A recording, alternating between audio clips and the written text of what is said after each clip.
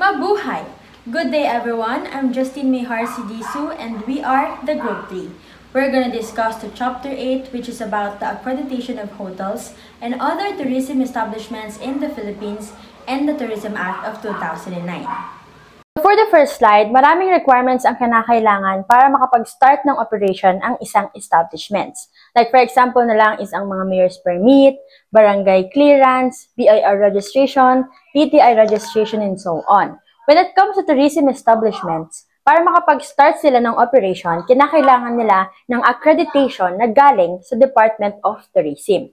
Like for example is yung mga business or establishments na PTEs or Primary Tourism Enterprises. Like for example is yung mga accommodation like hotels, resorts, travel and tours, and so on. Kinakailangan nilang may accreditation na galing sa Department of Tourism. So bakit nga ba isinasagawa ang accreditation? So ito ay mahalaga para makasigurado ang Department of Tourism na ang mga establishments like resorts, hotels ay nagko-comply sa mga standards and regulation na isiniset ng Department of Tourism. So ano nga ba ang accreditation? Ang accreditation, ito ay isang certificate na makukuha ng isang business kapag sila ay nag-apply ng accreditation sa Department of Tourism. Hindi basta-basta nakakakuha ng accreditation ang isang business kung gugustuhin lamang nila.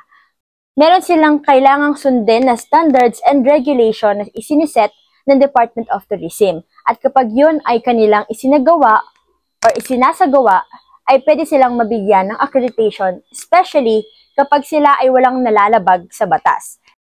Like for example is yung Captain's Peak Resort na kung saan matatagpuan malapit sa Chocolate Hills. So sila ay pinastop sa operation kahit kompleto na yung resort nila. Meron na silang swimming pool, meron na silang mga activities na pwedeng gawin. Pero dahil sila ay hindi accredited ng Department of Tourism, ay pinahinto yung kanilang operation.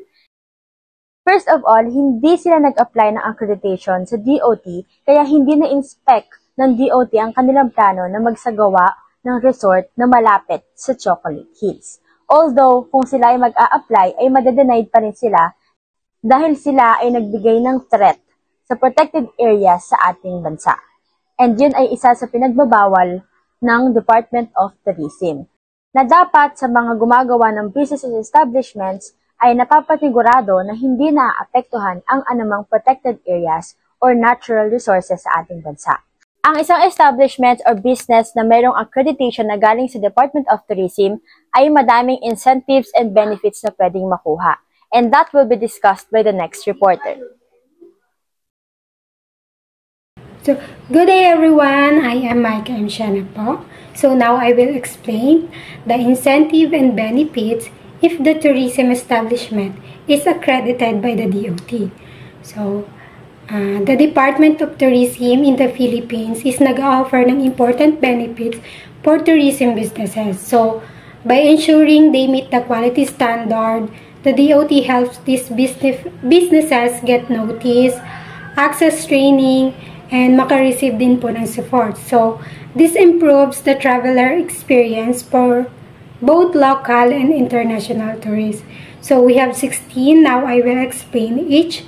So, for number 1, so this means that the businesses that are officially recognized can have their company profile listed on the Department of Tourism official website such as www.itsmorefuninthephilippines.com or www.tourismgov.ph and www.visitmyphilippines.com. So, this inclusion helps share important information about this accredited establishment with both local and foreign tourists. So, mas napapadali po sa mga travelers to find and connect with them when planning their trips po. Number 2, so tourism businesses that are accredited by the Department of Tourism get some benefits po. One of these benefits po is yung maka-help to improve their staff skills at a lower cost. So this means po is they can learn important skills po without spending too much money. For number 3 po is Accredited tourism businesses can get help from the Department of Tourism to apply for government benefits po. This includes po non-tax reduction or they can pay less in taxes po. Duty-free imports naman po is they can bring in goods without paying import taxes naman po. For financial benefits naman po is they can receive other types of financial support po from the organization like po ng Board of Investment or BOI or TIESA po. Number 4 po, the Department of Tourism helps accredited transport companies get special permission po galing sa Metro Manila Development Authority or MMDA. So, this permission po is nag-a-allow sa kanila to drive Metro Manila without following the number coding rules po, which usually po nililimit kung gaano kadaming sasakyan ang pwede po sa kalsada each day. So, this make it easier for the company po to operate and also po mag-serve po sa customer nila. For number 5 po, an endorsement from the LTFRB means that the agency has checked a company application and if they think it is good enough to run a public transportation services. So, like accredited hotels can skip the usual rules po to get a permit for 2 shuttle vehicles na pwede nilang magamit for free para po sa guests nila as long as they follow certain rules po. For number 6 po, tourist transportation operators can get a certificate of public conveyance from the LTFRB with a recommendation. So, ang aim po nito is para ma-ensure that tourist transport operators can legally provide services po. Also, ma-enhance rin po yung travel experience ng mga visitors under certain rules din po. For number 7 po, certain travel agents can be recommended to the Department of Foreign Affairs or DFE to become accredited. So, yung process na po ito is mas napapadali sa mga tao to get their passport because approved travel agents po is pwede po silang tulungan with the application, so making it quicker and simpler po. For number 8, this organization like those na involved in tourism or related businesses is allowed po to display their promotional materials like po ng brochure, posters, or banners po. So, sa mga airports po na nasabi o nabanggit. So, this is to promote tourism by providing travelers with information about po sa mga attraction, services, and experience na available po sa isang lugar o sa isang region. For the next slide po, for number 9, so, an endorsement for airport access passes allow certain staff member to help guests at airport. So, this means po, ang company na yon or ang isang company is nag-ask sa airport management for permission for these workers to enter po sa mga restricted areas. So, the request includes po ng detail about sa workers, ano po yung trabaho nila, and bakit po nila kailangan ng access doon. So, the airport checks to make sure po na this worker meets security rules and that their assistants follow airport guidelines po.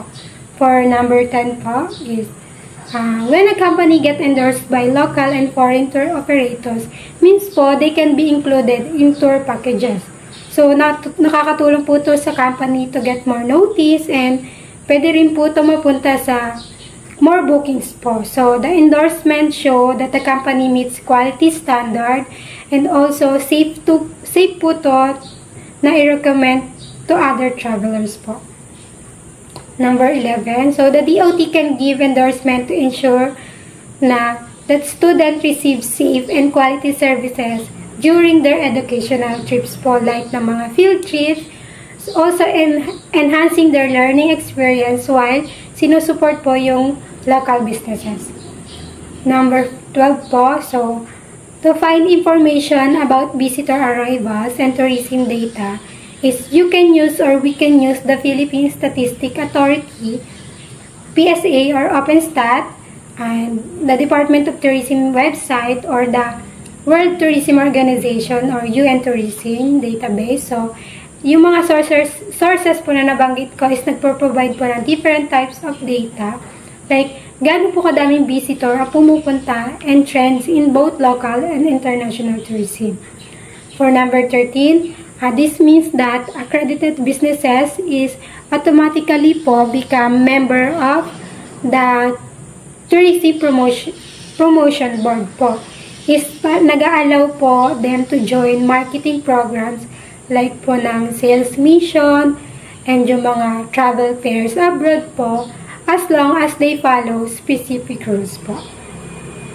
For number 14, so exemption during election po. Example po is if a hotel bar can serve alcohol during election periods while yung other establishment po is may be restricted.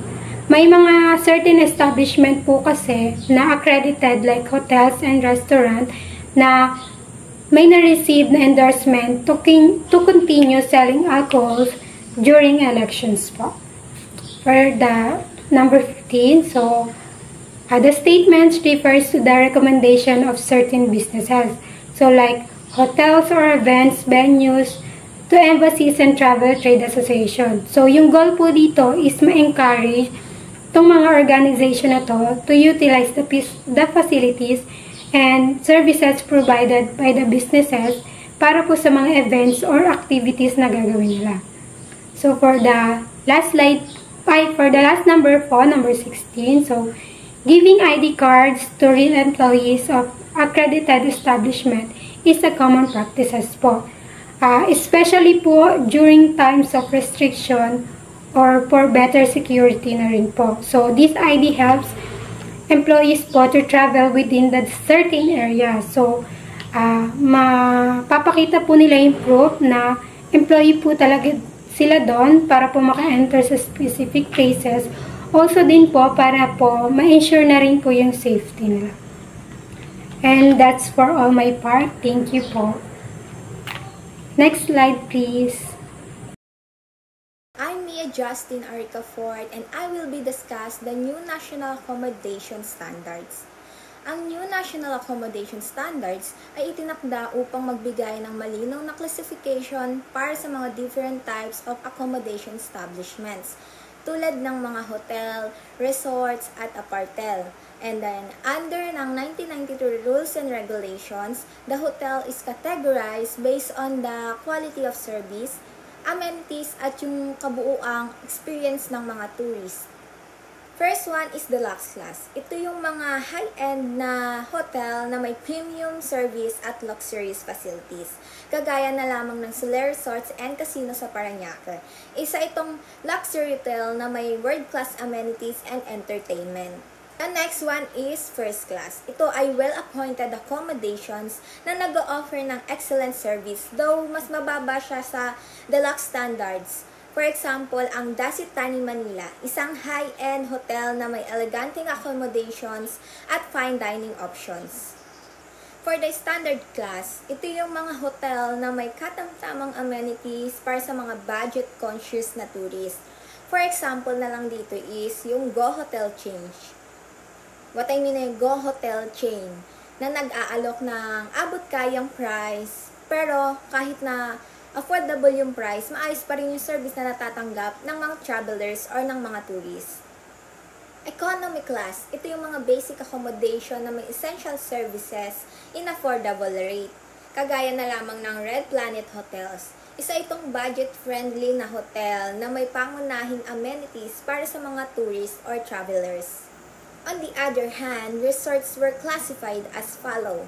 Class AAA, it is the resorts with top-tier facilities, high-quality services, at luxurious accommodation. Like yung sa Amanpulo sa Palawan, isa itong ultra-luxury resorts na may exclusive beachfront villa.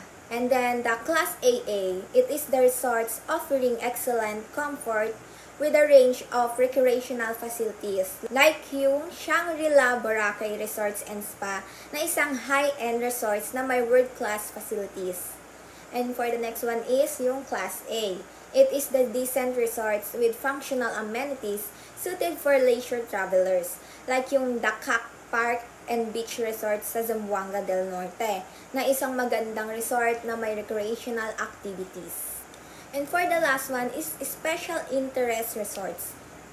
It is a unique resort that focus on specific themes such as nature, adventure, wellness, or cultural experiences.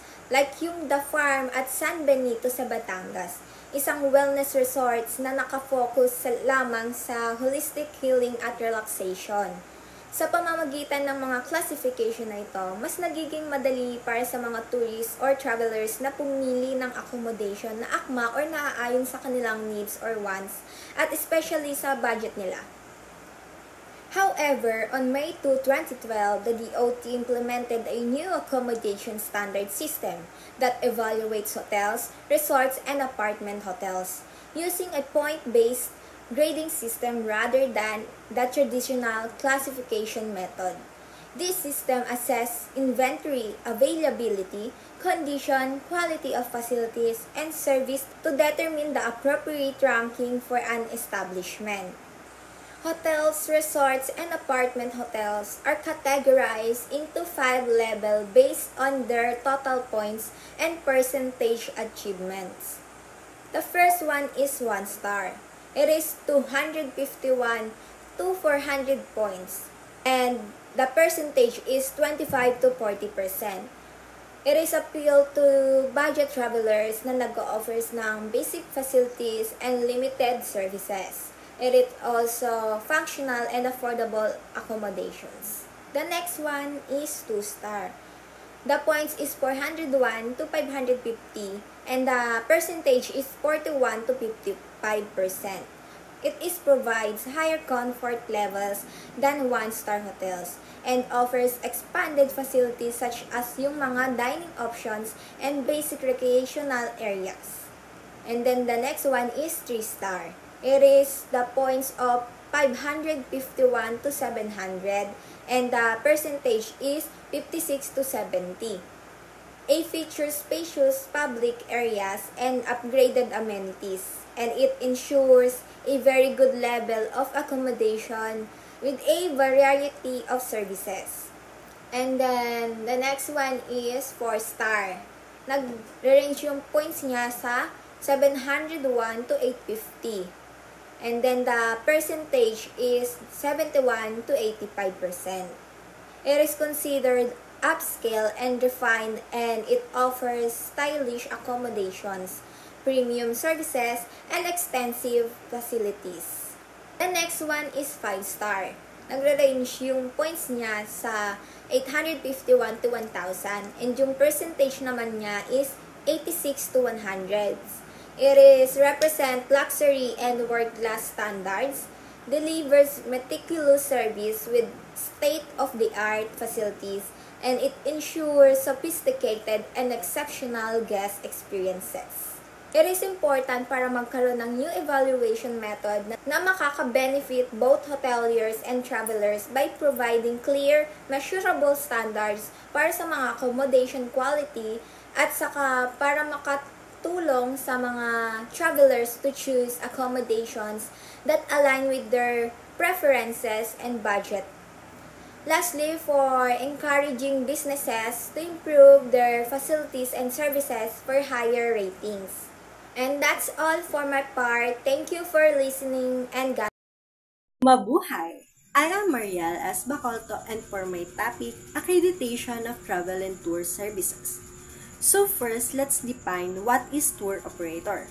Si tour operator daw po ay isang entity na nagmamay-ari ng business, whether for partnership or corporation or mag-isa lang talaga siyang may-ari ng business na nag-i-engage sa pag-extend ng services sa mga individuals or groups na may kinalaman sa pag-handle or arrange ng bookings for transportation or accommodation. And also, sila din yung nag-handle or nagko-conduct ng mga inbound tours whether or not for free, commission, or any form of compensation. So, sino nga daw po ba yung mga pwedeng mag-apply sa accreditation of tour operator? Section 2, Chapter 2 of the said rules and regulation that only provide that provides that the only following can apply for accreditation. First is dapat isa kang resident Filipino citizen. Pangalawa is if yung partnership is organized under the law of the Philippines, dapat at least 60% of the capital ay pagmamay-ari ng isang Pilipino. Pangatlo is kung yung corporation is organized under the law of the Philippines, at least dapat 60% ng share of stocks mo ay pagmamay-ari ng isang Filipino citizens. And also, dapat yung kabuuan ng board of directors mo ay at least 60% na mga Pilipino. So, ano nga daw po ba yung mga required documents na kakailanganin mo in case na mag-a-apply ka for accreditation of tour operators or travel and tour services? So, first, in case na ikaw ay single proprietorship, kailangan mo yung business name, certificate, and lahat ng mga ibang dokumento na nakapaloob doon sa business certificate mo. In case naman na for partnership or corporation yung mag-a-apply sa accreditation, kailangan niya ng certified true copy of the articles of partnership or corporations and yung mga law and amendments na nakapaloob doon. And dapat nakaregister siya sa Securities and Exchange Commissions. Pangalawa is yung complete list of executive officers and employees mo, tour guides and travel representatives. In case na meron ka ng mga yon, is kailangan naka-indicate kung ano yung nationality nila, yung home address, and yung experience nila. And also, dapat naka-include din yung pangalan or establishment na kasalukuyan nilang pinagtatrabahuhan or konektado sila. And dapat nakalagay din doon kung ano yung posisyon nila and yung length ng service nila.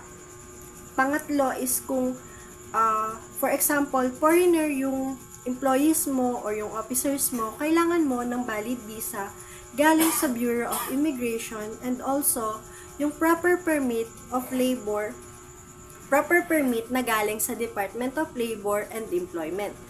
Pang-apat is yung contract of list or contract to list mo na pinagtatayuan ng business or agency mo. In case naman na wala ka ng mga yon, ay pwede yung statement ng lessor mo, which is naka-indicate doon na ikaw ay lessee ng kanya, ikaw or yung agency mo ay lessee ng kanyang building, and dapat naka-state din doon sa statement niyan kung saan yung lugar ng building na pinagtatayuan ng agency mo or yung inupahan na building ng agency mo. Panglima is yung mayor's permit or yung mga municipal license. Pang-anim is yung latest income tax audited financial statements na nagre-reflect doon yung minimum working capital mo na 500,000 pesos. And pang-pito is yung annual performance on sales production mo. Nakasaan kasama din yung tariff sheet doon, wherein nandun yung details ng services, yung rates nyo, yung validity, yung terms and conditions, and yung responsibilities nyo as to travel and tour services. And also, panghuli, yung mga iba pang documents na kakailanganin or hihingin sa inyo nung department na pag-aanuhan nyo ng accreditation. And also, lastly pala, take note na if ever yung tour operator ay gumagamit ng motor vehicle sa pagko-conduct ng tours or sa pagta-transport ng tourist, kailangan na yung motor vehicle na ginagamit niya ay accredited din sa Department of Tourism. And also, dapat meron siyang tourist plate. And that's all for my part. Thank you. Mabuhay! I'm James D. Pega from BSTN 3-1. For my topic, I will discuss accreditation of tour guide. A tour guide is an individual who guides tourists both foreign and domestic for a fee, commission, or any other form of lawful remuneration. Sabi dito, ang tour guide ay isang tao na nag-guide sa mga turista, pwedeng foreign or local, kapalit ng bayad, commission, or anumang legal na uri ng kabayaran. Pero hindi lang basta-basta pwede mag-tour guide. Kailangan accredited sila ng tamang agency gaya ng Department of Tourism or DOT. Ang accreditation ay isang proseso kung saan sinisigurado ng gobyerno na ang isang tour guide ay may sapat na kaalaman, skills at tamang pag-uugali para magbigay ng maayos at makabuluhang tour experience sa mga bisita. For the next slide is requirements for issuance of accreditation of tour guide. Para ma-accredit o maaprubahan bilang isang official tour guide ng Department of Tourism or DOT, kailangan mo na mag-submit ng mga ilang importanteng requirements. At ito mga kailangan ipasa. Number 1, proof of seminar. Katunayan na aplikante ay nakapasa sa seminar para sa tour guides na isinagawa ng DOT o ng mga ahensyang otorisado ng DOT. Note, pwedeng i-waive ito ng DOT kung ang aplikante ay may special na academic o professional background na related sa tourism. Number 2, Certificate of Good Health Medical. Certificate mula sa isang government accredited na doctor para siguraduhin physically fit ang aplikante na magsagawa ng tour guiding. Number 3, NBI clearance para siguraduhin walang criminal records ang aplikante. Note, para sa foreign applicants, kailangan din nila ng valid visa mula sa Bureau of Immigration at work permit mula sa Department of Labor of Employment or DOLE. Number 4, Mayor's Permit or Municipal License Permit mula sa local na pamahalaan na nagpapatunay na legal ang operasyon mo sa isang particular na lugar. Number 5, Latest Income Tax Return or LTR. Katunayan na nagsumite ng tamang buwis, proof na legal ang source of income. For the last requirements, number 6, such other documents that the department may require from time to time. May mga iba pang documents na pwedeng hingiin ang DOT mula sa oras-oras, depende sa kanilang policies. The next slide is basic requirements for accreditation of tourist land transportation vehicles. Para ma-accredit o maaprubahan ng Department of Tourism or DOT ang mga tourist land transport vehicles gaya ng bus, coaster, van, or kotse, kailangan muna nilang pumasa sa mga sumusunod na requirements. Number 1, registered capacity. Ang operator ay dapat accredited base sa bilang ng units na nakasaad sa kanilang franchise mula sa LTFRB. Ibig sabihin, kung ilan ang nasa franchise, yun lang ang pwedeng apply for accreditation. Number 2, roadworthiness. Pasado sa inspection ng DOT, kailangan ligtas at maayos gamitin sa kalsada. Para sa bus o coaster, hindi dapat lalagpas sa 10 taon mula sa taon ng paggawa. Para sa kotse, hindi dapat lalagpas ng 5 taon. Number 3, left-hand drive. Ang lahat ng tourist vehicle ay dapat left-hand drive. Yan ang standard sa Pilipinas para sa kaligtasan sa pagmamaneho. Number 4, ventilation. Lahat ng tourist transport ay dapat may maayos na air conditioning system para sa comfort ng mga pasahero. Number 5, firefighting facilities. Kailangan may portable firefighting extinguisher ang bawat unit para sa kaligtasan ng mga pasahero sakaling magkaroon ng sunog o emergency. The next slide is, aside from safety and legal requirements, kailangan din ng tourist transport vehicles na magkaroon ng mga pasilidad at features na nagpapaganda sa experience ng mga tourist. Number 6, imprint of company's name and logo. Dapat malinaw na nakalagay ang mga pangalan at logo ng kumpanya sa likod o gilid ng sasakyan para madaling ma-identify kung kaninong unit ito. Number 7, public address system. Para sa mga tourist buses at coasters, kinakailangan na may public address system, katulad ng mic at speaker, para marinig ng lahat ng pasahero ang tour guide o importanteng announcement. Number 8, first aid kit. Lahat ng units ay dapat may kumpleto at maayos na first aid kit, kasamang emergency medicines para sa mga hindi inaasahang medical na sitwasyon habang nasa biyahe. Number 9, clean and comfortable seats. Ang bawat unit ay dapat may malinis, maayos at komportableng upuan para sa convenience ng mga pasahero. Number 10, storage space and legroom.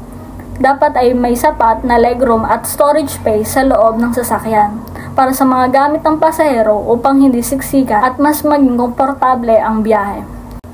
Number 11, garage. Ang bawat operator ay kailangan may sariling garahe o repair shop para sa maintenance ng mga sasakyan. Dapat may sapat ding parking space para ma-accommodate lahat ng kanilang register units. Mabuhay! I am Eliza Lubigan, and for today, I will be discussing about the basic requirements for tourist water transportation vehicles. So first, we have the restroom. Restroom for men and women, located syempre sa mismong accommodation ng area or sa room. Diba sa mga barko may mga rooms doon, so nakakaya naman diba kung sa dagat tayo so they should have proper and clean restroom for guests inside their accommodations. Next is the reception. So number 1 needed dito is yung receptionist. In this part kasi sila yung nagwe-welcome and nagga-guide sa mga guests inside the area. Next is refreshments and dining. Dapat laging available dito yung refreshments natin like cocktails, wines, juice, alcohols, and such. Especially yung service water natin that everyone needs for hydration. Next is the promenade area. Ito yung part na super relaxing kasi ito yung nagsisilbing rooftop ng isang water transportation vehicle. So, nakikita mo talaga kung gaano kaganda yung dagat and langhap mo yung malakas na hangin. And exclusive lang to gamitin ng mga passenger. Next is baggage area. So, of course, dito nakalagay yung mga gamit natin inside our accommodation area, so we surely know na it's safe. Next is the service and staff. One of the requirements for staff to be hired is kailangan well-trained, maganda yung haircut, may experience na, efficient, and curious. Kasi with these requirements, they already know how to handle customers, lalo na sobrang broad talaga ng industry. So, mas makaka-help kung meron sila ng mga to. Next is the lighting. Lahat ng level ng vessels, ng barko or ng roro, may proper na ilaw na naka-install accordance to Philippine Merchant Marine Rules and Regulation. As well as the communication equipment, it shall be provided accordance to Philippine Merchant Marine Rules and Regulations. Next are the basic requirements for tourist transportation. We only have two here. First is the life-saving device. Ito yung equipment na design para makatulong sa pag-save ng life pag may emergency situation, and i-prescribe siya ng Air Transportation Office. Next is the communication equipment. One of the example ng isang communication equipment is yung mga telephone, radyo, fax machine, and mga satellite systems or even computers. And it shall be provided accordance with the Air Transportation Office. That's all for my part. Thank you. Good day everyone, I am Michaela Stephanie A. Bibiano, and let's move on sa accreditation of spa establishments. So yung spa is, ito yung place where people go to relax and feel better in their body and their mind. So nag-offer to ng mga services like massage, steam baths, water treatments, and beauty care. So ano nga ba yung goal ng spa? Ang goal ng spa is to help people rest, heal, and feel good not just physically, but also mentally and emotionally. Next is the basic requirements for spa establishments. First, we have location and environment. So yung spa should be in a safe and peaceful area. And yung place is dapat malinis, calm, and relaxing yung environment. Next is lounge and reception counter. So dito naman sa reception counter, nandito dapat yung mga trained staff para i-welcome yung mga guests. Dito sa lounge area, dapat mayroong mga comfortable seats and nakadepende yon sa kung gaano kalaki yung spa. Next is washrooms. So dapat malinis yung toilets para sa men and women and dapat maayos yung running waters and may mga toiletries. Fourth, locker rooms. Dapat nakaseparate yung locker rooms for men and women to keep their things safe. Number 5 is shower rooms. Alam naman natin na dapat magkabukod yung shower rooms ng men and women and dapat yung changing area should be safe and private. Next, treatment rooms. There should be separate rooms for men and women to get spa treatments safely and privately. Number 7, services. So, yung spa, nag-offer sila ng mga services like massage, steam and sauna baths, water baths, and other spa treatments. Number 8, staff. So, lahat ng staff or lahat ng spa workers should be properly trained sa mga recognized schools or institutions na approved by the government. Number 9, steam, sauna, and water baths. So, this must be kept at a safe temperature para wala masaktan or hindi magka-problema sa mga guests. Number 10, linen. There must be enough clean towels, robes, and clothes para may magamit yung mga guests. And they must be in high quality. Next is administrative facilities. So, yung spa, dapat meron silang proper office or area kung saan nila pwedeng i-manage yung kanilang business. Next is emergency generator. So, dapat meron silang generator just in case na mag-brown out.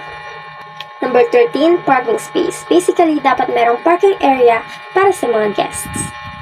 Number 14, first aid. So, dapat yung spa is meron silang first aid supplies na naka-ready just in case of an emergency. Lastly, facilities for disabled. There must be special facilities to help people with disabilities use the spa safely and comfortably. Mabuhay everyone! My name is Crystal Jean Inamok, and in these slides, I will be explaining the Tourism Act of 2009. First is, what is Tourism Act of 2009? It's a law in the Philippines that aims to strengthen the tourism industry as an engine of investment, employment, growth, and national development. It provides the legal and institutional framework to promote the Philippines as a tourist destination while ensuring sustainable and development.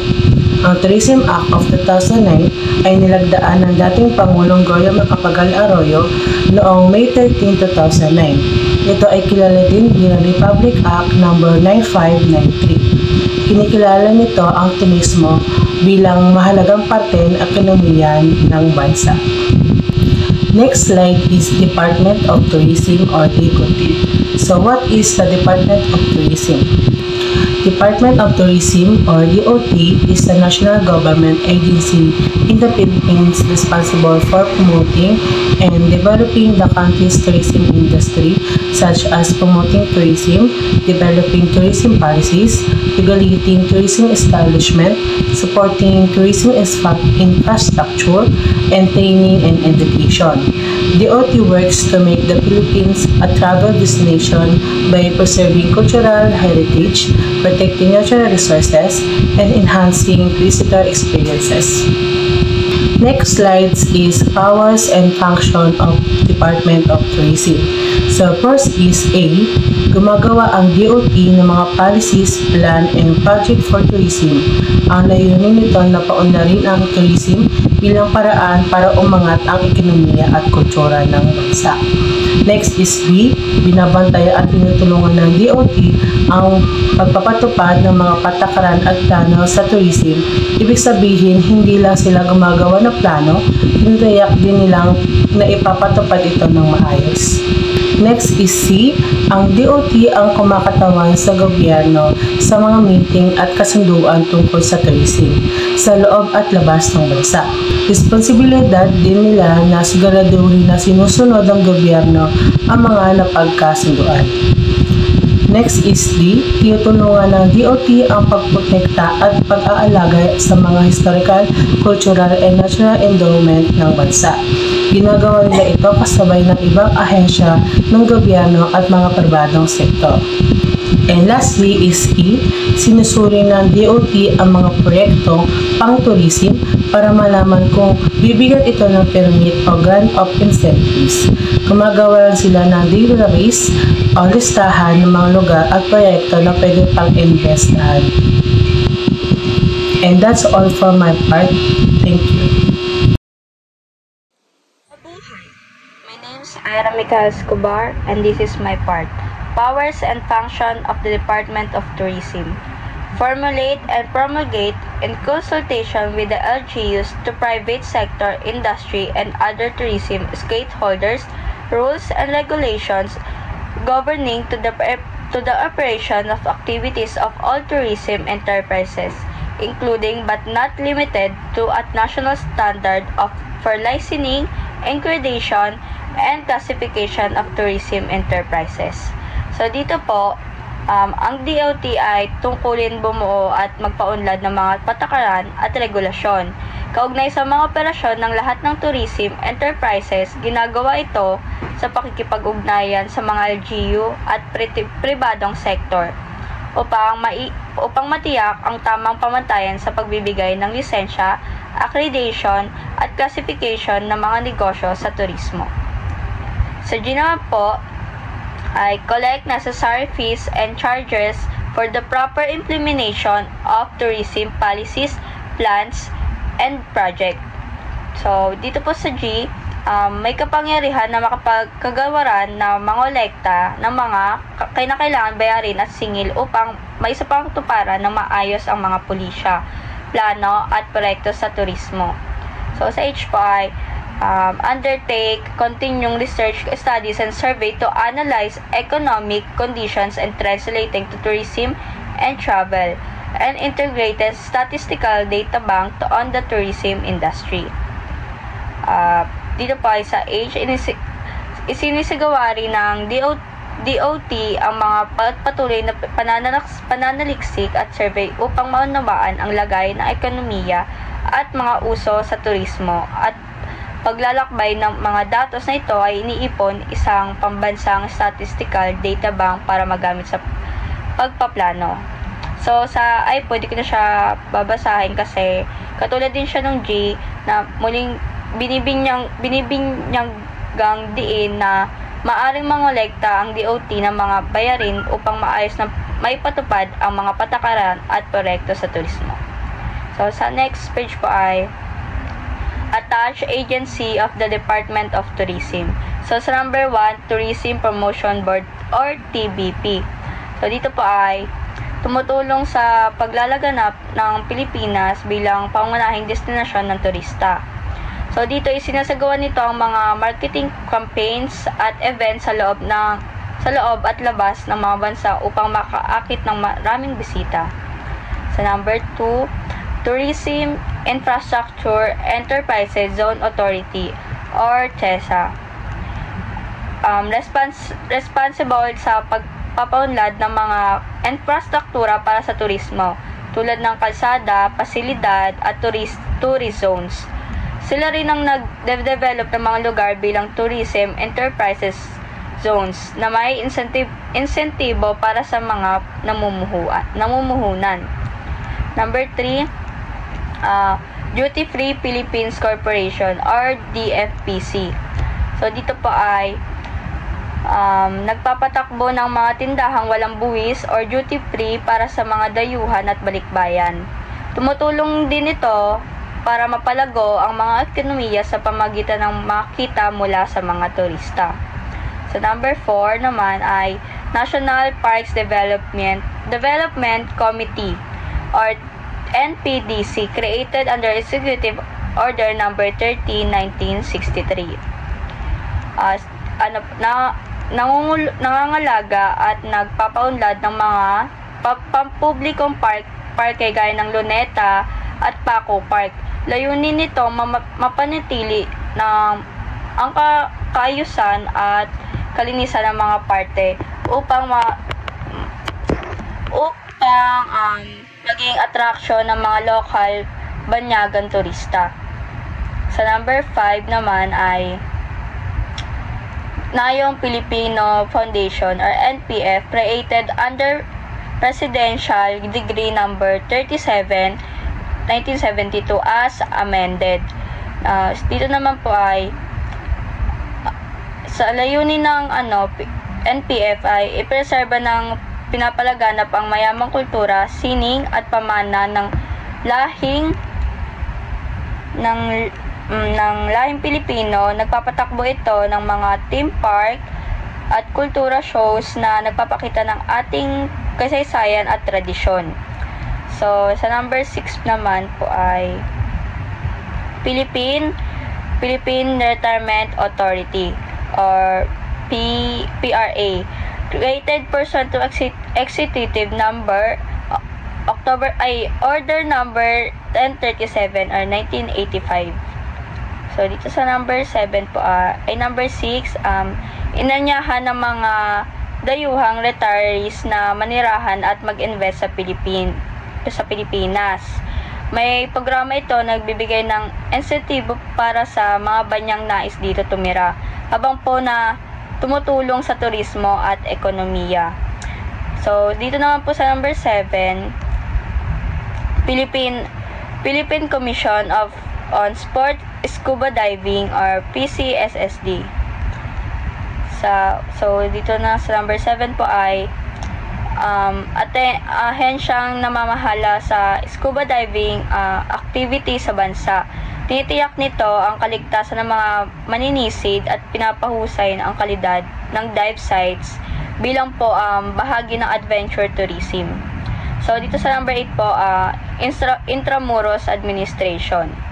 Nangangalaga at nagpapaunlad sa nakasaysayang lungsod na Intramuros. Layunin nitong panitilihin ang kolonyal na arkitektura, kultura, or kasaysayan ng lugar bilang bahagi ng heritage tourism sa bansa.